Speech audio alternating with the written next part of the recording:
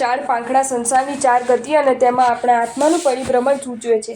તેના ઉપરની 3 ઢગલી સમ્યક જ્ઞાન, દર્શન, ચારિત્ર્યની સૂચક છે.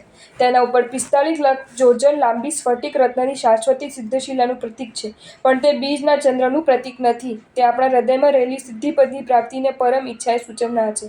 સિદ્ધશિલા ઉપર કરાતી લાંબી લીટી તે સિદ્ધિપદને પામવા મેલા સિદ્ધાત્માઓનું પ્રતીક છે. સિદ્ધશિલા ઉપર અનંત આત્માઓ બિરાજમાન છે. સાથીઓ કરતી વખતે મનમાં ભાવવા યોગ્ય ભાવ: મારો આત્મા અનાદિ અનંત કાળથી ચતુર્ગતિરૂપ સંસારમાં ભટકીને દુઃખી થઈ રહ્યો છે.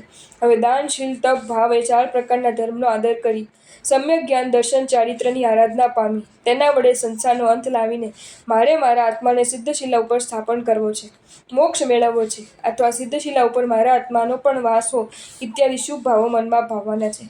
સ્વસ્તિ એટલે કલ્યાણ. કલ્યાણ કરે તે સ્વસ્તિક. સ્વસ્તિક મંગળ રૂપે આલેખાય છે. અષ્ટમંગલમાં પણ સ્વસ્તિક આવે છે. સ્વસ્તિકના 4 પાંખડા દાન, શીલ, તપ, ભાવ એ 4 પ્રકારના ધર્મના સૂચક છે.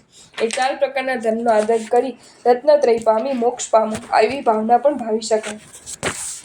અચૂક ધ્યાનમાં રાખવા યોગ્ય: ચૈત્યવંદન કરી લીધા પછી ચોખા, બદામ, ફળ, નૈવેદ્ય, નાણું એ બધું આપણી જાતે જ સુરક્ષિત સ્થાને મૂકી દેવું જોઈએ.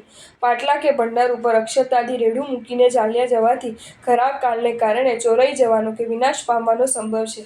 તેમજ ત્રસ્તજીવોની આરાધના થવાનો પણ સંભવ છે.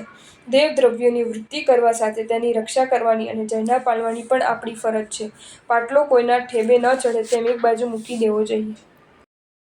જો તમને આ વિડીયો ગમ્યો હોય તો આ વિડીયોને લાઇક કરો અને શેર કરો અને આવા જ નવા વિડીયો જોવા માટે જૈન ફેક્ટ્સ એન્ડ સ્ટોરીઝની ચેનલને સબસ્ક્રાઇબ કરો. ધન્યવાદ.